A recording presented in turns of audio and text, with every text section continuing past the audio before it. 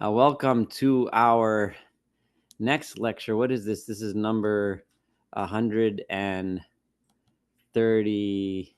Let me see. This lecture is number 135.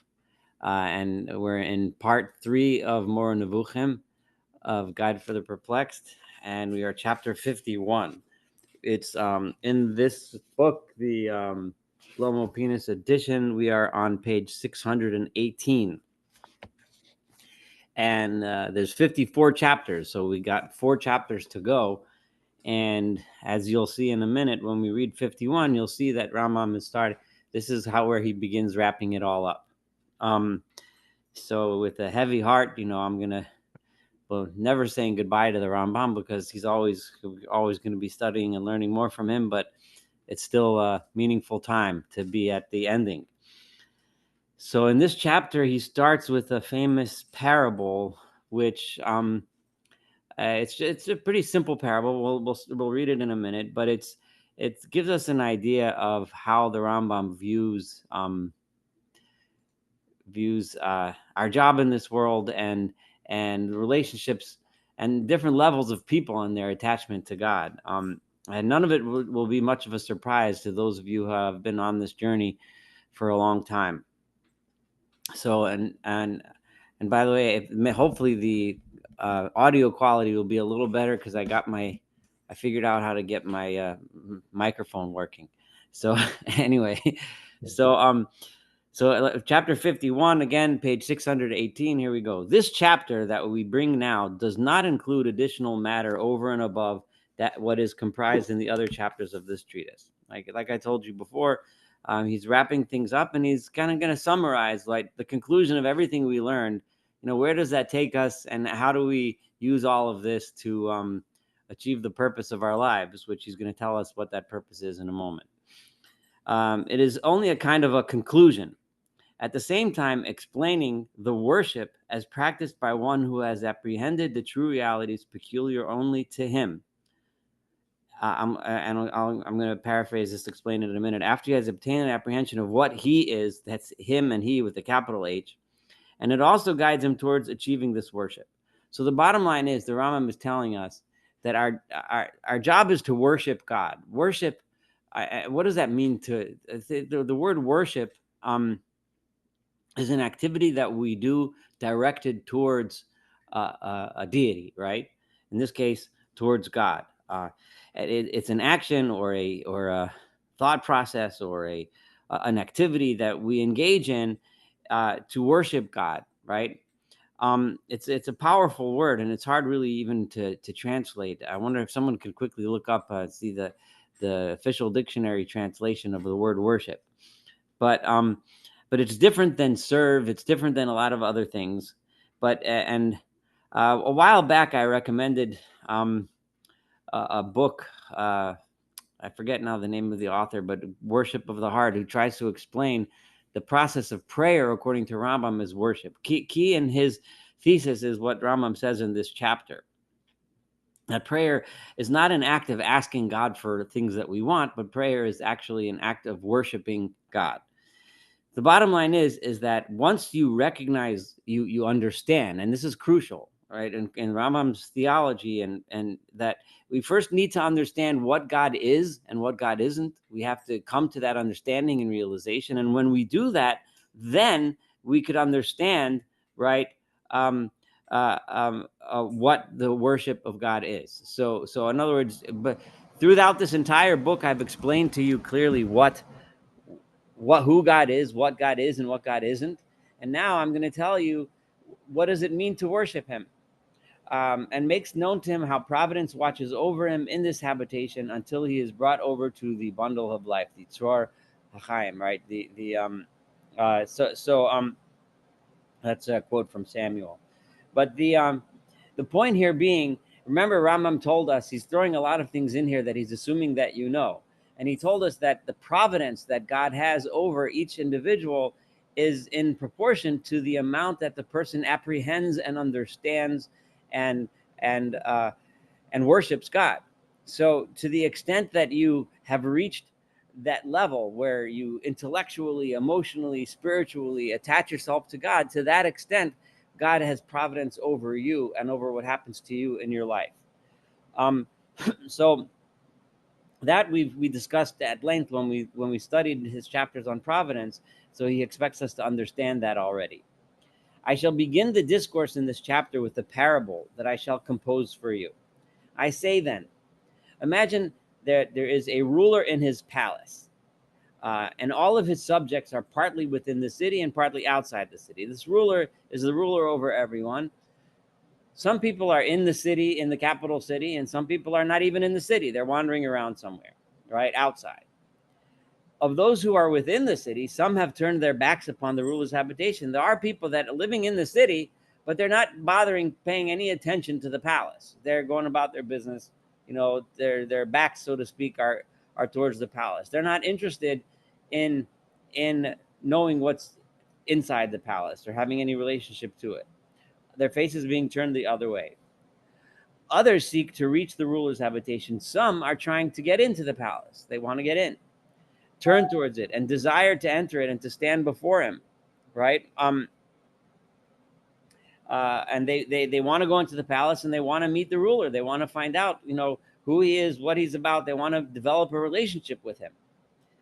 But up to now, so others seek to reach, they turn toward it and desire to enter and go and stand before him. But up to now, they have not yet seen the wall of habitation, but they haven't yet had a chance to see the palace, right? But they want to. Some of those who seek to reach it have come up to the habitation and walk around it, searching for its gate. Some are walking around, casing around, looking for the door, looking for the way in.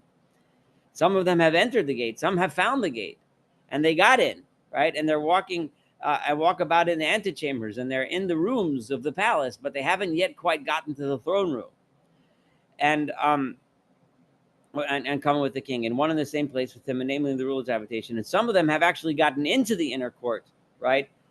But and so now they can see the king, or they can sense his presence. So they're in the room, right? But they haven't yet. But they're having come into the inner part of the habitation does not mean that they see the ruler or speak to him, but they're not yet talking to him. They're not yet receiving wisdom or words from him.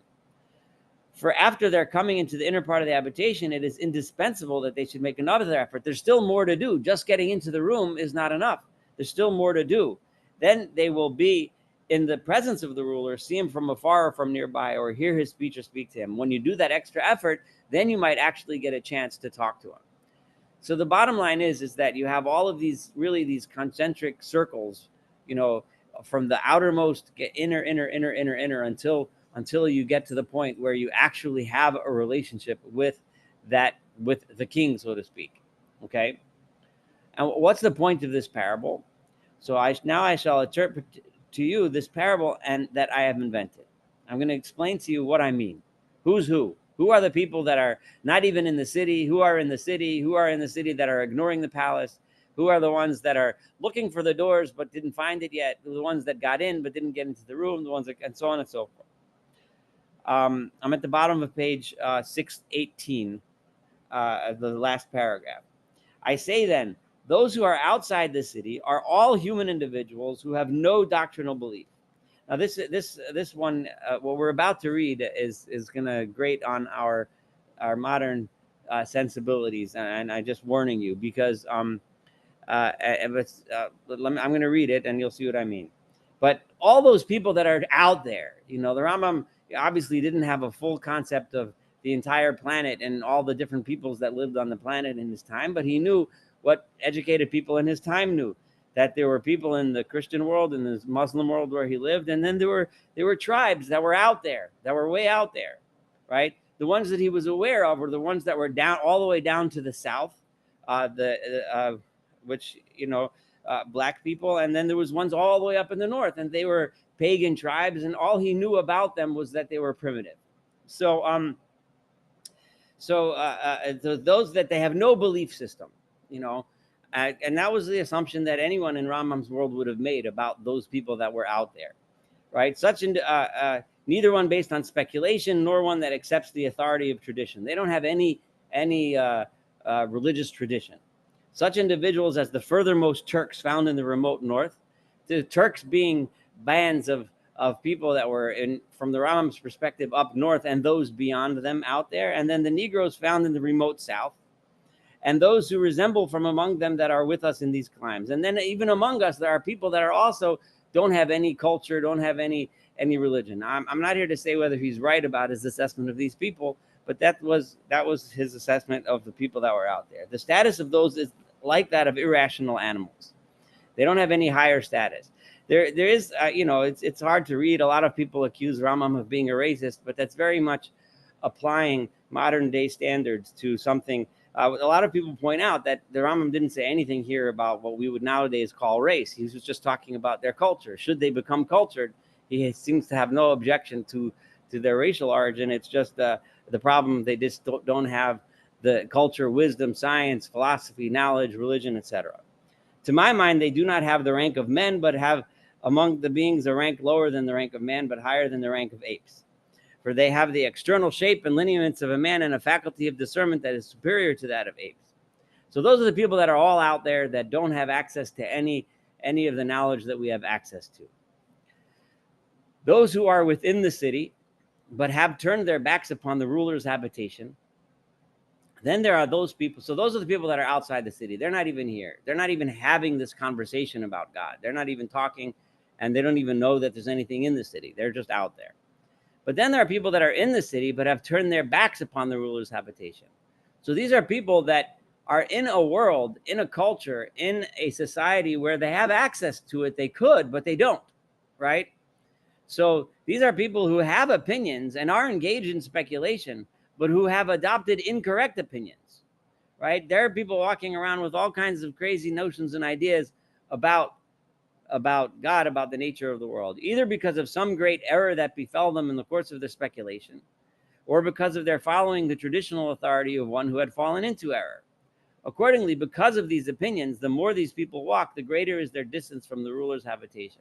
Their ideas that are all wrong, that are based on false premises and false ideas, they're like they turn their back. They're not interested in knowing the true wisdom. They're far worse than the first. They, even though they're living in the city and they seem to be more cultured and more sophisticated, but they're actually worse than the others. The others don't have any access. They don't know. They're just out there, right? There's no way they could have access. But these guys could know the truth, but they don't, because they choose not to. They turn their back on the palace, right? They are far worse. They are those concerning whom necessity at certain times impels killing them and blotting out the traces of their opinions, lest they should lead astray the ways of others. It's hard to read some of this, but we've talked about this before, right? If their opinions and their ideas are so toxic and so bad that they're a menace to society, sometimes we need to get rid of them. Then there are those who seek to reach the ruler's habitation and to enter it, but they never see the ruler's habitation. So then there's those people that they would like to see the palace, but they never actually go, right? And this is interesting, are the multitude of the adherents of the Torah, right? These are most of the people that keep the Torah. Rambam is saying this straight up. Most of the people that keep the Torah. I refer to the ignoramuses who observe the commandments. They're off. They're out. They're missing the whole point, right? Because they're not interested in knowing the true wisdom. They're just going about their business, doing the commandments, but not understanding them, not appreciating the meaning of them. So they know the palace exists, but they're not interested in walking in. Those who have come up to the habitation and walk around it are the jurists who believe true opinions on the basis of traditional authority. So then there's people that are actually looking for the door, right? Who are those people that are actually looking for the door? They know that there are true opinions. They've heard them. They heard a lecture once about some basic concepts in philosophy and science, etc. And they study the Torah concerning the practices of divine service, right? But they do not engage in speculation concerning the fundamental principles of religion and make no inquiry whatever regarding the rectification of belief. So they're walking around, but they're not actually walking in the door. Those who have plunged into speculation concerning the fundamental principles of religion, those guys who are learning, they are studying, they're coming to the Mor Nevuchim lecture, right? They're studying, they're learning, right? So those are the ones that have entered the antechambers. They have actually walked into the building, right? People there indubitably had different ranks. Obviously, there's different levels of people that walked into the building. But he, however, who has achieved demonstration to the extent that is possible of everything that may be demonstrated. But once you reach the point where you, when he says that term, everything that may be demonstrated, he's referring to scientific proofs. I pointed that out several times. When Shlomo Pinis uses the translation demonstrated, it means through experimental or logical proofs has demonstrated X, Y, Z, and the person knows these facts. He knows them. He's learned them. And who has ascertained in divine manners to the extent that is possible. Remember, Rambam has always made it clear to us that we can study divine matters, but there's a point beyond which it's impossible, which is, of course, the point where we try to actually describe the nature of God. That is beyond our capability, right? Everything that may be ascertained and who has come close to certainty in those matters, he's reached the truth, right? In those matters in which one can only come close to it. Remember, if those that were with us remember how Rambam described how we can describe God by saying what he's not, and over again, right? And by saying he's not, and by using negative things, we thank you for one who translated worship for us. I just noticed it now, but okay, in the chat box for those that are looking. But so such a person has come to be with the ruler in the inner part of the habitation. So now, if you go all the way back to the beginning, we remember that this book was written in the form of letters, right, to his student, right? And so now he's going back to address the recipient of these letters. And that's how the book was written. The book was written as a series of letters that were sent to his student. Know, my son, that as long as you are engaged, and this is a very important paragraph here, because it tells you the path that the Rambam feels a person should go on to achieve the greatness that he believes is worship, right, of God. What is worship of God?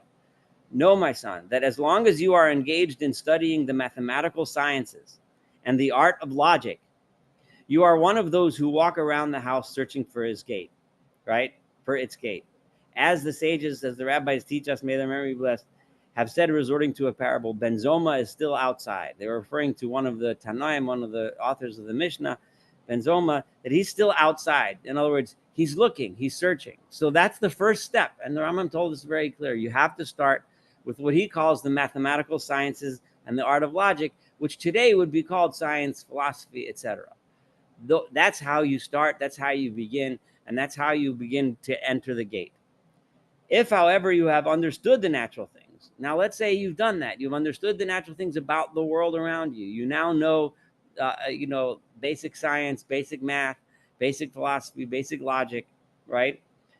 You have entered that at the habitation and are walking in the antechambers. Now, if you're finished studying them, but you actually grasp it, you get it, now you're walking in, right? Remember, the keys to getting in the building are science and math and general knowledge. This is a very basic Maimonidean idea.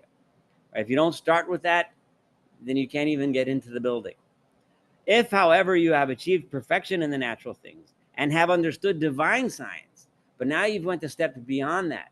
Now you understand the nature of God and you understand the nature of divinity, right? And remember, when I say, he emphasized numerous times, understanding the nature to the extent that a human being can understand, and then you have entered the ruler's place in the inner court and are with him in one habitation. This is the rank of the men of science. They, however, are of different grades of perfection.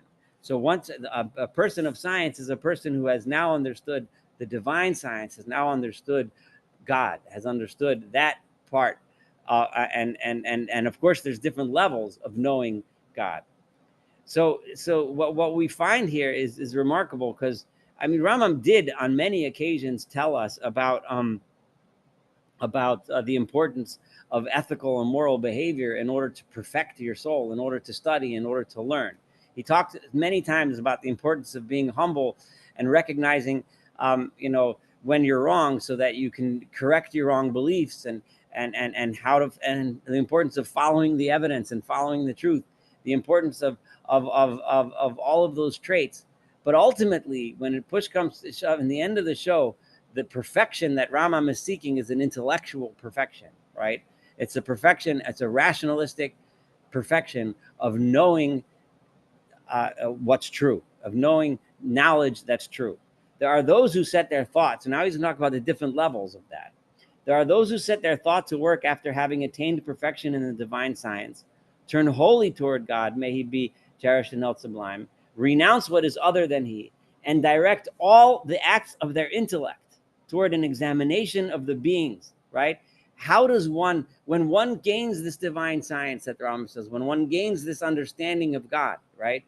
The way the one does that is by directing all the acts of their intellect toward an examination of the beings, right? In other words, the way, once you understand the ways of science and understand the ways of nature, by doing an examination of the beings, in other words, of the creations of the world, that is how you attain the ultimate divine knowledge. Again, this is very consistent with what Rambam has been saying the whole time. And if you look in the beginning of Hilchot Yesodei Torah, the laws of the foundations of the Torah and the Mishnah Torah, the Rambam says this very clearly. The way one achieves the highest level of love, and he's going to talk about love in a minute, love of God, is knowing the nature of the world around you, right? By knowing God, and the way we know him is by studying his creation, right? That is how we come to love him. I jumped a little ahead of myself, but I did it for a reason. So by doing that, right, all that with a view. And why are you examining nature? Why are you examining his creations? With a view to drawing from them proof with regard to him. By looking in the world around you in order to find God, in order to find the truth that backs up all of these creations, so as to know his governance of them in whatever way is possible, so that the best that a human can understand, we understand God through understanding the world that he created. When we look at the world and find God there, that is ultimately the purpose and point, right? This is the rank of the prophets. That is what a prophet is. A prophet is the one who can look and understand nature and understand thereby how God interacts with nature, and then and thereby become close to God. Among them, there is he who, because of the greatness of his apprehension, there is one of the prophets, of course, that's Moses, right?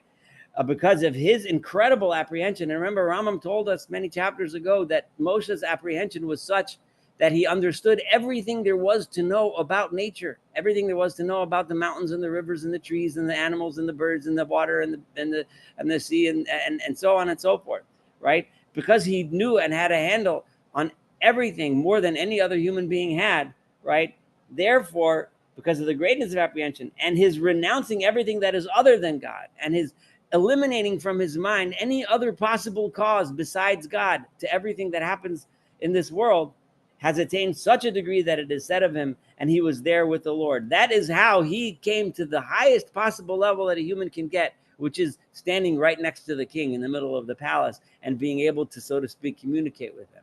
Because that is the best, the highest level of achievement a human being can come to, is full apprehension of God through apprehension of his works, of his creation.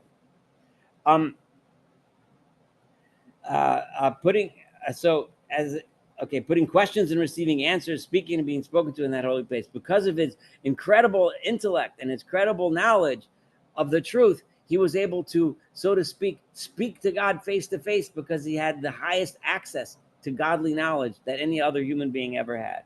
And because of his great joy in that, what he apprehended, because he was so much happiness, such an incredibly powerful, beautiful, emotional state, when one achieves that closeness to God, then he did neither eat bread nor drink water. His physical existence almost became completely nullified.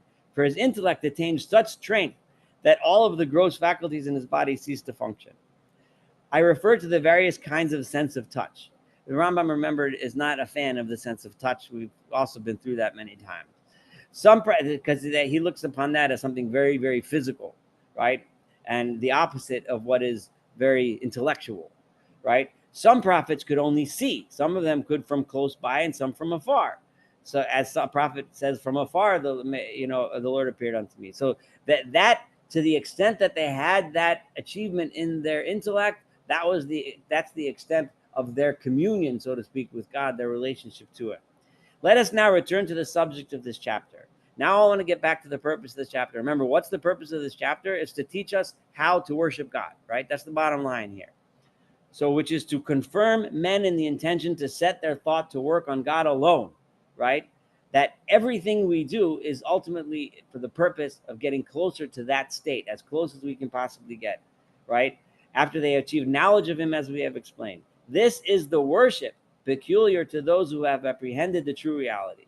You can only get there if you understand the truth, right? This is, again, Rambam emphasized so many times over and over again. It always has to be in order to seek the truth. And the truth is not what you want to be true. The truth is what is actually true, right? The more they think of him and of being with him, the more their worship increases. This is how we worship God, by apprehending, by understanding truth, by seeking truth. And we seek it through understanding the world around us in as honest and as humble a way as we possibly can. As for someone who thinks and frequently mentions God without knowledge, but then there are people who walk around talking about God all the time. Oh, God this, God that, God willing, God bless, God this, God everywhere, right?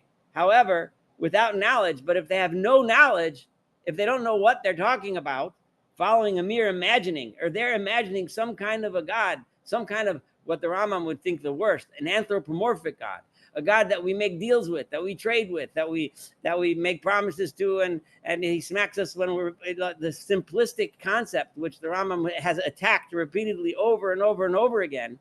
If that's the kind of God, or following a belief adopted because of his reliance on the authority of somebody else, or he only does it because some other person taught this to you, but you don't fully understand it, right? You have a teacher that you rely on every single thing that teacher says blindly, without questioning it, without thinking, and just saying, because my teacher said so, right? If that's what you're going to do, he is, to my mind, outside the habitation and far away from it. He's outside the building. He's far out. He's all the way out there where those tribes are that are so far that they're barely even human, right? And does not in true reality mention or think about God. They're not thinking about God. They're thinking about nonsense, right? So this is classic Maimonides here. So, but he's saying what the summary conclusion of everything that he's taught us so far. For that thing which is in imagination and which he mentions in his speech does not correspond to any being at all. When he keeps talking about God, that doesn't correspond to any actual God, because that's not God, right? It's just not. He's wrong. As we have explained in our discourse concerning the attributes, when I talked about, you can't describe God as saying he has attributes. You can't say he's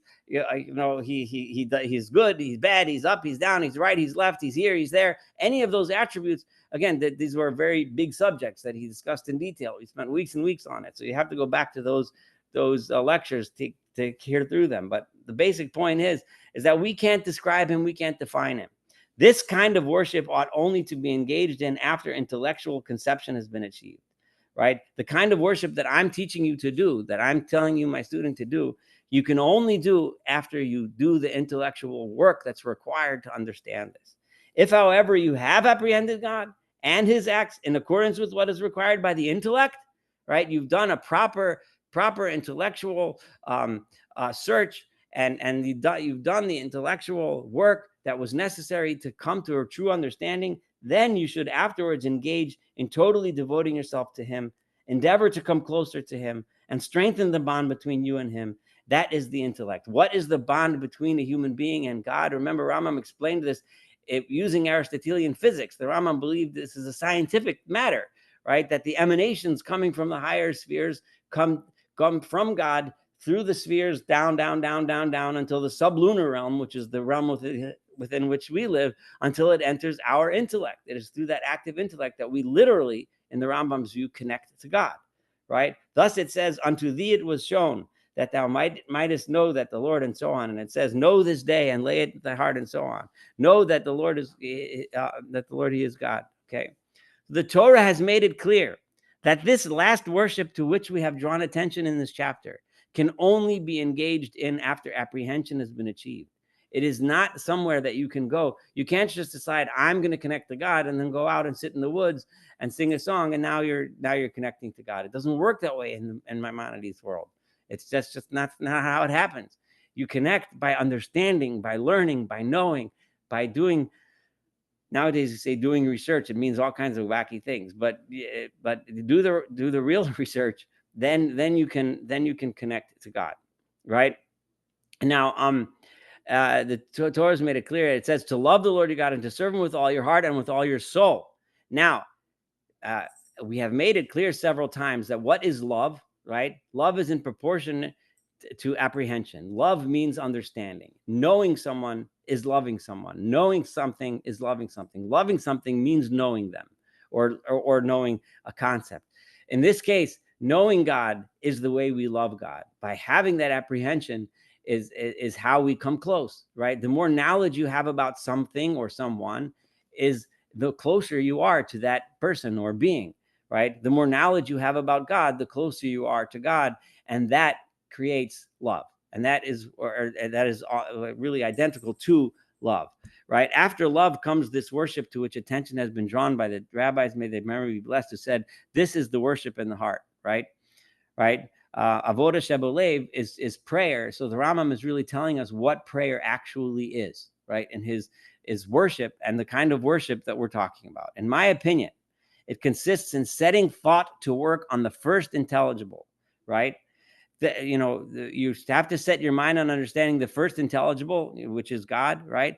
And in devoting oneself exclusively to this as far as this is within one's capacity. Obviously, different people have different abilities, but to the extent that you can understand God. Therefore, you will find that David exhorted Solomon and fortified him in these two things. I mean, his endeavor to apprehend him and his endeavor to worship him after apprehension has been achieved. He said, and thou, Solomon, my son, know thou the God of thy father and serve him, and so on. And remember, know him and serve him, right?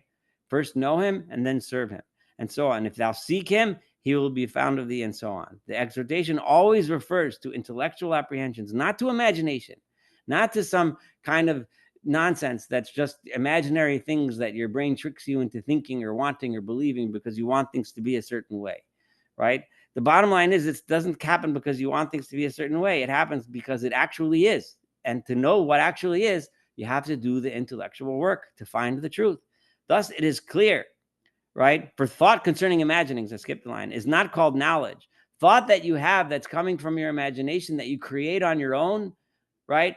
Without the demonstration, as he said a few paragraphs ago, meaning demonstration, meaning actual logical scientific proofs, right? That is called knowledge. But that which comes in is not called knowledge, but it's called that which cometh into your mind, the things that just wander into our brains. Thus, it is clear that after apprehension, total devotion to him and the employment of intellectual thought in constantly loving him should be aimed at. Once you achieve understanding God, now the point is to now you can dwell on that love that comes from knowing. Mostly this is achieved in solitude and isolation. In general, this is something that happens when you have the peace of mind, when it's quiet and you can sit down and really think about these things. Hence, every excellent man stays frequently in solitude, does take time to spend alone and really contemplate these things, and does not meet anyone unless it's necessary. I made this point several times that I'm about to make, but I'm going to make it again, right? And it's something that if you frequently hear from camps, from anti-religious camps, right? From activist atheists who claim that believing in God somehow would means that you don't do scientific research because everything he has, because God said so, because God wants it that way, right? That understanding, that attack against religion is so far from what the Rambam teaches us, and it so deeply misunderstands what religion is, at least according to Maimonides, right? According to Maimonides, the very way we get to know God is by studying science, right? That is how we know God. That is how we learn. So the highest motivator for us to understand the world around us is by studying the world around us, right? And we know that because that is how we learn who God is, what God is. That is how we relate to him, right? So the highest possible calling there is study of things like Rambam said, mathematics and astronomy and physics and nature and biology, et cetera, et cetera. That is how we know about him, right? That is how we achieve this apprehension and love for God. It's the farthest thing from, a religion which teaches people not to do that kind of research is exactly what Rambam says. Those people are as bad or worse than those tribes that are out there that don't have any access to any tradition or any knowledge. They're even worse because they could have learned, because they're living in a society where they have the option and they have the availability, but they don't, right?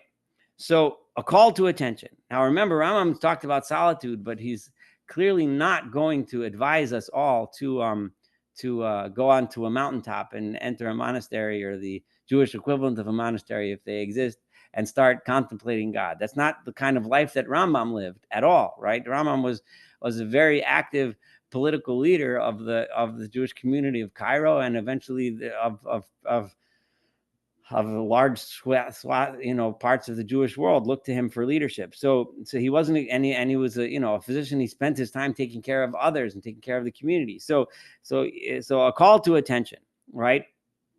So how does one reconcile those two obligations? So he's going to get into that in the next couple paragraphs. So we have already made it clear to you that intellect which overflowed from him may be exalted toward us is the bond between us and to him, right? He's reiterating what he mentioned, and that is that we connect to God through our intellect. That is and that's very consistent with Aristotelian physics, right? You have the choice. If you wish to strengthen and to fortify this bond, you can do so, right? Ultimately, your choice, the level of bechira, the level of choice that we have, is the choice to make that intellectual connection with God, to build that emotional connection with God. We may not have many other choices that we have power over, but this, in our hearts, in our minds, to connect to God through our intellect, through our souls, through that which we can control, right? We have that choice. Right? If, however, you wish gradually to make it weaker and feebler until you cut it, you can also do that. You can choose to ignore that. You can choose to go off in the wrong direction and cut that attachment between you and God. You can only strengthen this bond. How do you do it? By employing it in loving him and in progressing toward this, just as we have explained. And it is made weaker and feebler if you busy your thought with what is other than he. If you bother yourself thinking about all kinds of other stuff that have nothing to do with the truth, nothing to do with knowledge, nothing to do with God. Know that even if you were the man who knew most the true reality of the divine science, you would cut that bond existing between you and God if you would empty your thought of God. There's no guarantee. You don't get your degree and now stop learning. And now, okay, and now I'm the expert. I got the PhD. I'm done, right? And then you go, it doesn't work that way. The work has to always be done to develop that relationship. And busy of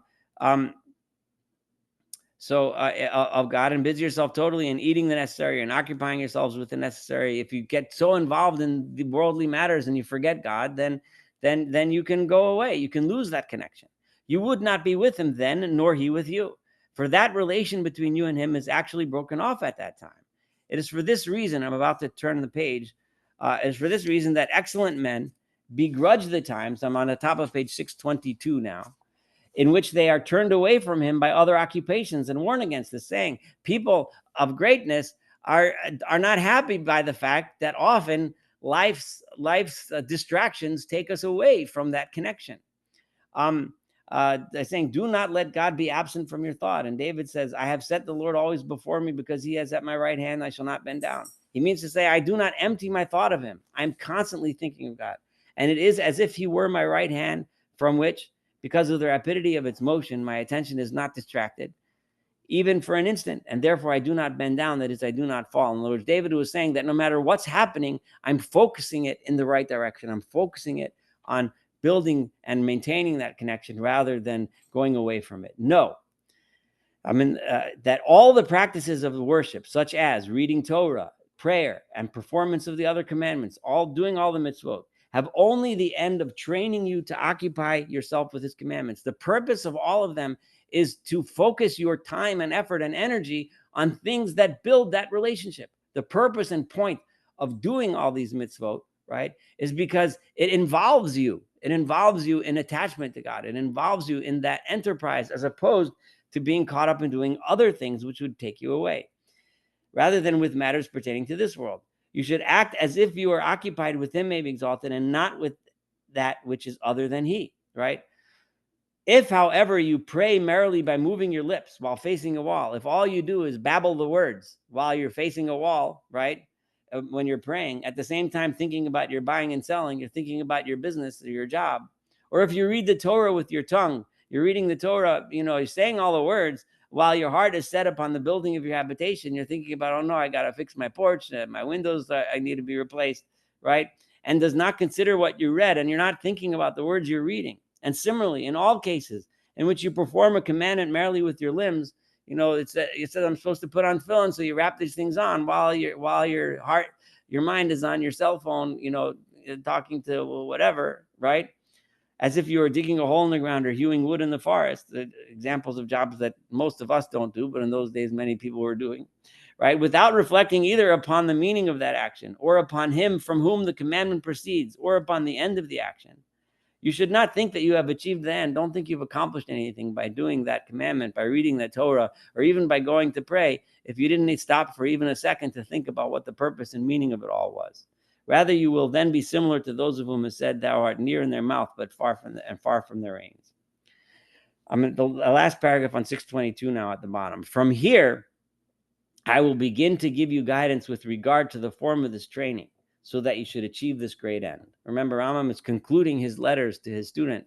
He's writing the final chapters so that his student can take this and use it in his life, right? So it's nice that he finally, because through the entire book, in the beginning, he addressed the student, and now at the end, he's addressing it to him. In the middle, we kind of lost that personal touch because he was talking. He wasn't, a few times he did say you here and there, but for the most part, he was off, just addressing everyone. But from here on, but remember that the entire book was written in the form of personal letters. From here on, I will begin to give you guidance with regard to the form of this training. Okay. The first thing that you should cause your soul to hold fast onto is that so this is practical advice. So we should listen carefully. The first thing, right, while reciting the Shema prayer, right, which is obviously the epitome, the height of the tefillah, of our davening, whether it's in the morning or the evening, right? It's all built around the Shema, right? That's the Torah obligated mitzvah that we're performing when we read the Shema. You should empty your mind of everything and pray thus. This is what you should do. You should not content yourself with being intent while reciting the first verse of Shema and saying the first benediction. Don't just say, okay, I thought while I said that verse, and now I can go and do my own thing after that. No, that's not enough. When this has been carried out correctly and has been practiced consistently for years, cause your soul, whenever you read or listen to the Torah, to be constantly directed, the whole of you and your thought, toward reflection on what you are listening to or reading. When this too has been practiced consistently for a certain time, cause your soul to be in such a way that your thought is always quite free of distraction and gives heed to all that you are reading of the other discourses of the prophets. And even when you read all the benedictions, when you make a bracha or whatever, so that you aim at meditating on what you are uttering. Think about what you are saying. Think about the meanings of the words that you are saying and at considering its meaning. If, however, while performing these acts of worship, you are free from distraction and not engaged in thinking upon any of the things pertaining to this world, cause your soul, after this has been achieved, to occupy your thought with things necessary for you. Then, right, if you can do that while you're doing the mitzvot, while you're engaged in prayer, while you're engaged in study of Torah, if you can focus, then now you can start looking at the other things that you do in your life and bring the Torah to everything you do, right? Those things that to occupy your thought with things necessary for you or superfluous in your life, or in general with worldly things, while you eat or drink or bathe or talk with your wife or your small children, or while you talk with the common run of people, right? Then you can extend and have those same thoughts when you're occupied in what otherwise would be mundane matters. This is his advice, right? Thus I have provided you with many and long stretches of time in which you can think all the needs, thinking regarding property, the governance of the household. I'm not telling you to stay away from all that stuff. You'll have time to talk about these things, to do these things, to accomplish these things, and think about them, and the welfare of the body, and of course, your health. On the other hand, while performing the actions imposed by the Torah, you should occupy your thought only with what you are doing. But remember, if the way to do this is to focus during those times when you have a chance to study Torah, when you have a chance to pray, when you have a chance to do a mitzvah. If you focus then you'll be able to carry that over to the mundane activities of your life. But if the time when you're supposed to be focused in Torah, you're wasting your time and you're just doing it with no meaning and no purpose, then all of those other things will become distractions and draw you farther and farther away from God. On the other hand, while performing the action imposed by the Torah, you should, okay, I just read that. When, however, you are alone with yourself and no one else is there, and while you lay upon your bed, the few times when you have moments of silence, you're lying in bed, you're not sleeping, either you just woke up or you're going to sleep, right? You should take great care there, right? And while you should take great care during those precious times not to set your thought to work on anything other than intellectual worship. Don't waste the time that you do have. When you have a moment of peace, use that time for something important, right? Consisting in nearness to God and being in his presence in that true reality that I have made known to you, and not by way of affections of the imagination. But remember, stick to the truth. Don't stick to what you imagine, what imaginary things that you imagine God to be, that are not founded in truth. In my opinion, this end can be achieved by those of the men of knowledge who have rendered their souls worthy of it by training of this kind. In the Goodman-Lieberman edition, in their notes and in others, they make a point to say that the Rambam here seems to be like justifying, like how is, because he so we know from his life, from his biography, so much of his time, especially near the end of his life when he was already famous and he was looked at by the Jewish world as pretty much the preeminent leader, political leader of the Jews, especially of the Jews of Egypt. So by that time, he was involved in so many things other than learning Torah and teaching Torah, right? He was involved in day-to-day affairs and things that are very mundane. He's clearly kind of justifying that. He's kind of showing how he approaches his own life by taking those moments that he has, those few precious moments that he has to contemplate God, using them properly. He's able to allow that to spill over into his mundane life. And there may be a human individual who through his apprehension, right? And then he says, what it can come to a point, and we can almost hear echoes of him talking about himself. And I think this is the last paragraph I'm going to read tonight, right? Who through his apprehension of the true realities and his joy in what is apprehended, he has developed such a joy and such an incredibly emotional bond with God, right? That he achieves a state in which he talks with people and is occupied with his bodily necessities, even as you do physical, mundane things, while his intellect is wholly turned towards him. He's active in this world, he's doing it, but he's doing it while his mind and his heart and his soul are still focused on God, right? Maybe exalted, so that in his heart, he is always in his presence, maybe exalted. While outwardly, he is with people. While you look at him, he's talking to his friends, He's sitting down by the table eating a meal. He's going to work. He's doing his thing, right? But in his heart and his soul, he's still always attached, right? You have to feel that he's talking about himself right now, right? In the sort of way described by the poetical parables that have been invented for these notions, I sleep, but my heart waketh, right? It is the voice of my beloved that knocketh, and so on. That's from Shir Hashirim, from the Song of Songs. I do not say that this rank is that of all the prophets, but I do say that this is the rank of Moshe, right, of whom it is said. And Moshe, and remember, in the Rambam's theology, the Rambam's thought, right, it's only when you're connected with God does God's full providence reign over you, right? So the Rambam would have been terrified to think that at some moments he's one of those who's cut off, who's lost, right? Of course, he would have acknowledged there's times that he's closer and times that he's farther, but he would never have wanted to be cut off.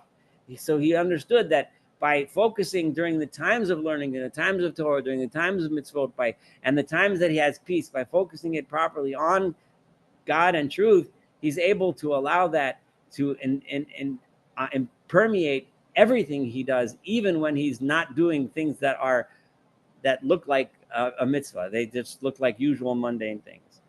Moses alone shall come near unto the Lord of it, and so on. All this according to what we have explained regarding the meaning of these verses. Right? This was also the rank of the patriarchs, of the Avot, of Abraham, Isaac, and Jacob, Avraham, Yitzchak, and Yaakov.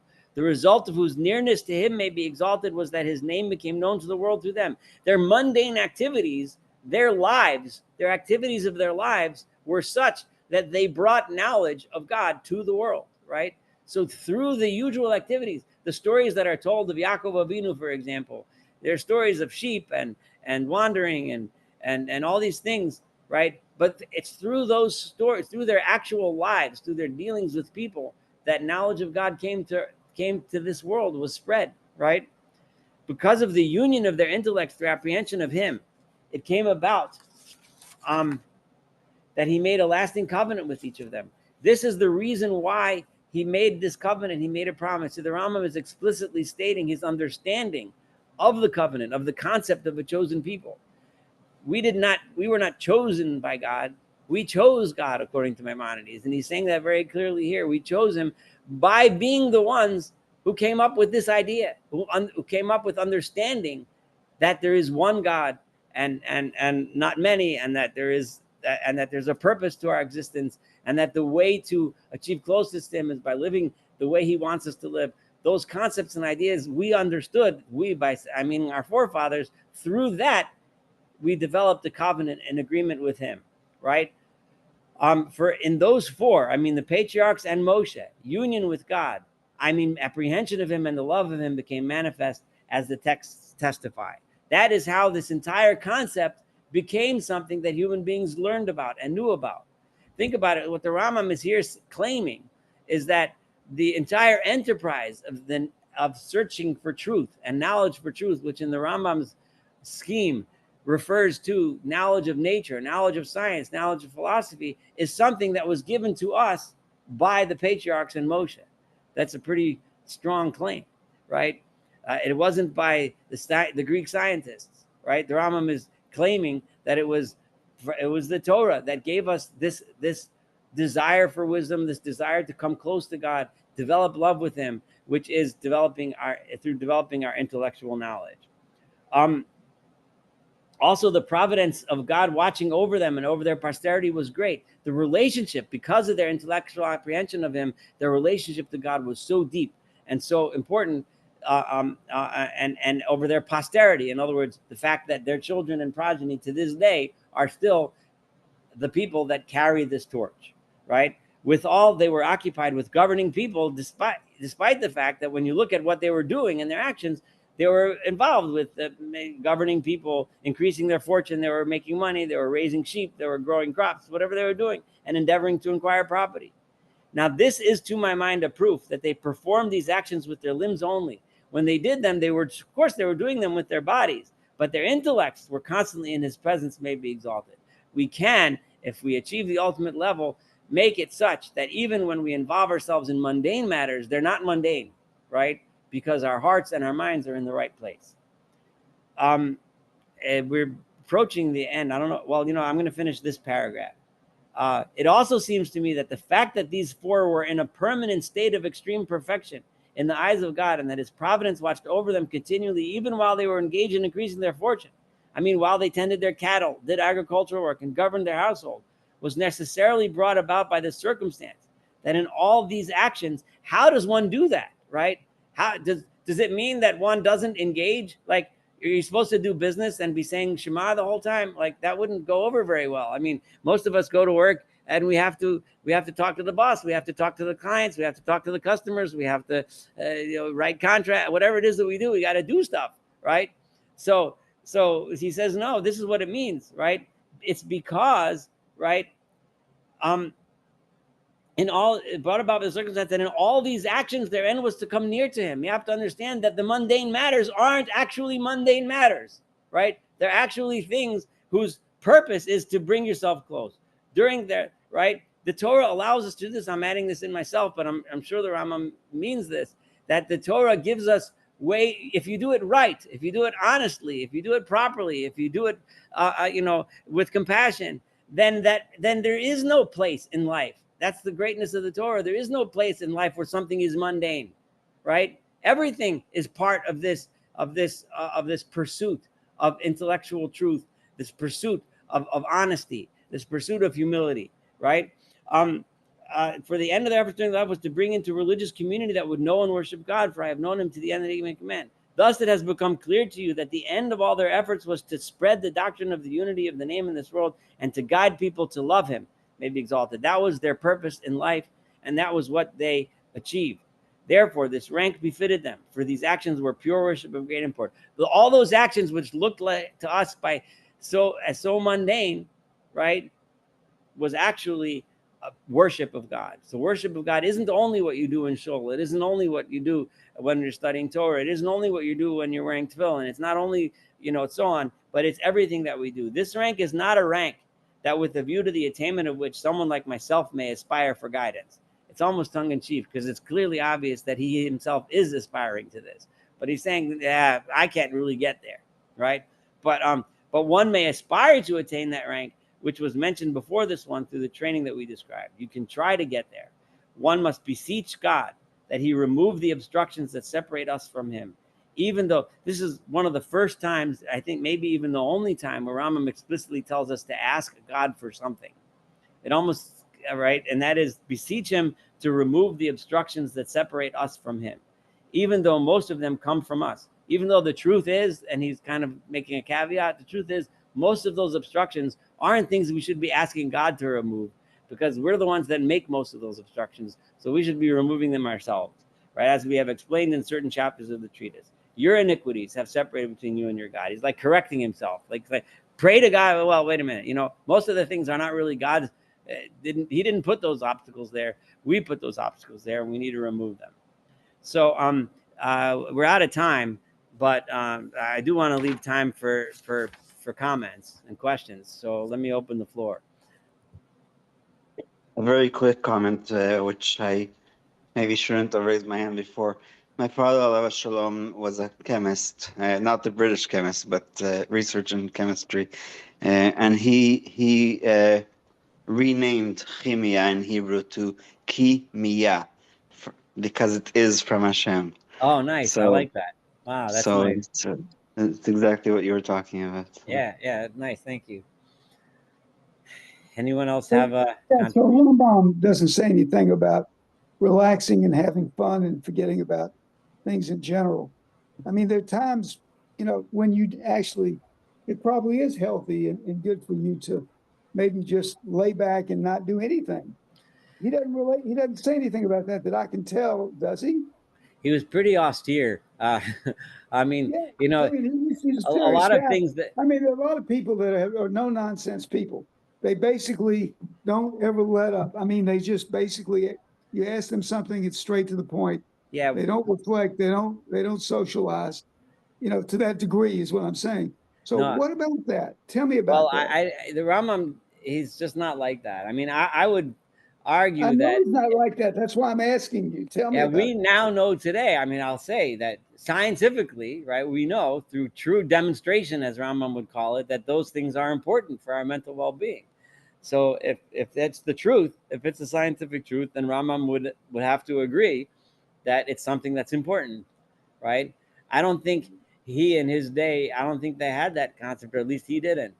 Right. There's a lot of things that he says based on the science of his day, right? Which is very different from the science of our day, and he would be the first one, and we've discussed this before, the first one to say that if you would demonstrate to me that it's not XYZ, but it's ABC, then I'll change my mind, But yeah, no, he doesn't talk about that. And it's hard. There's a lot of things, like we saw today, the way he refers to the outer tribes in a way that today, no one would speak that way today, I mean, maybe someone if they're a racist or whatever. But we did. But he was. That's the way that people spoke then. That's the way people thought. We can't judge him by our today. 2025 metrics. Sure. Any other questions, comments? Well, I think today was a really good one. But you be ready for the next few weeks. It's when he's wrapping things up. So. It's really beautiful. So this is really important stuff. Yeah, that was fantastic. Yeah. Actually, I enjoyed it. Yeah. All right. Well, anyway, have a wonderful evening. Take care, everybody. Take care. Great. Thank you. Yes, Thank you, Saul. You're welcome. Yes, of course.